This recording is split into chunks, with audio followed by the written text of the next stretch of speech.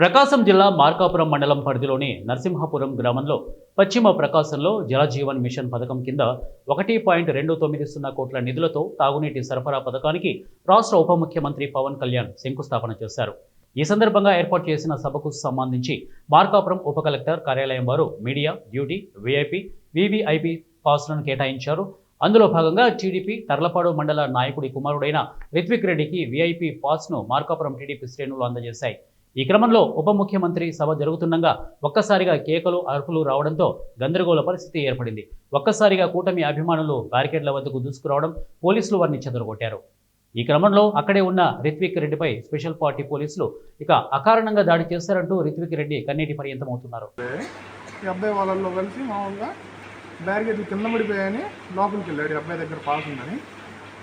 ఈ అబ్బాయి పాస్ ఉంది కదా, ఏం కాదు అనుకుని వెళ్ళాడు. కానీ అక్కడ వాళ్ళు ఏం చేశారంటే ఈ అబ్బాయిని కొట్టుకుంటూ తీసుకొని వచ్చారు బయటికి. నేను ఇటు పక్క బ్యారికేడ్ అటువైపు ఉన్నాను, కంచెకి అటువైపు. ఈ అబ్బాయిని కొట్టడానికి చూసి నేను ఈ అబ్బాయిని ఇంకా కొడుతుంటే బ్యారికేడ్లు బయటికి తీసుకొచ్చాక నేను ఈ అబ్బాయిని మామూలుగా అంటే ఇంకా ఎక్కువ కొడతారేమో అని భయంతో అబ్బాయిని పక్కన లాగడానికి నేను అక్కడికి వెళ్ళాను. అక్కడికి వెళ్ళి పక్కకు లాగాను.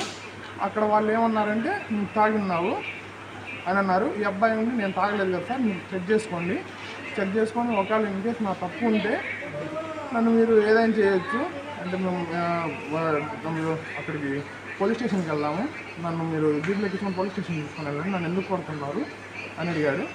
అందుకే ఈ అబ్బాయిని మళ్ళీ కొట్టారు. తర్వాత ఈ అబ్బాయి అక్కడ ధర్నా కూర్చోవడానికి మామూలుగా అక్కడనే కూర్చున్నాడు ఆ బ్యారికేట్ల ముందు. ఈ అబ్బాయి దగ్గర ఉన్నది ఫోన్లో అయిన లాగేశారు. అబ్బాయిని బ్లడ్ మీటింగ్ దగ్గర నేను పాలు చూపిస్తే నన్ను ఒక కానిస్టేబుల్ పాలు చూపిస్తే నన్ను తాగిపోతున్నా కూడా అది అన్నాడు. సార్ మర్యాదగా మాట్లాడండి, నేను తాగలేదు, కావాలంటే చెక్ చేసుకొని అన్నందుకు నన్ను కొట్టాడు. కొట్టిన వెంటనే ఎందుకు కొడుతున్నారు అనే టైంలో ఇంకొకసారి కూడా కొట్టారు.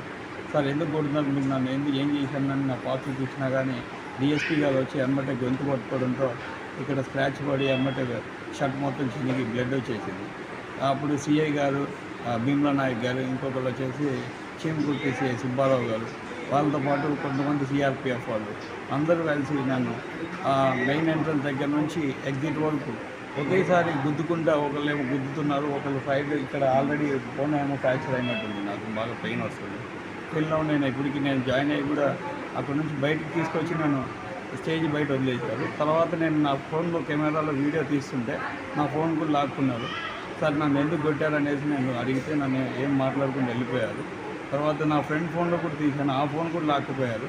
2 ఫోన్లు లాక్కపోవడంతో పాటు తిన్నా అప్పటికి మా ఫోన్లు అడగడానికి పోతే ఆ లంజ కొడుకుని రమ్మను చూసుకున్న లోపలేసి కొడతా నా కొడుకుని అది అని ఆ డిఎస్పీ దర్శి డిఎస్పీ గారు అన్నారు. సాయిబాల స్కూల్లో లంచ్ చేస్తూ ఆ టైం. అదేవిధంగా ప్రజెంట్ నేనే ఒక నాయకుడు కొడుకు అయ్యింది, నాకే ఇంకో తిన్నా ఇప్పటికి నాకు ఏ ట్రీట్మెంట్ జరగలేదు. ఇప్పటికి నేను హాస్పిటల్లో జాయిన్ అయినా కానీ నా మీద కేసు పంపిస్తే కేసు తీసుకోలేదు. నాకే ఇలా ఉంటే సామాన్య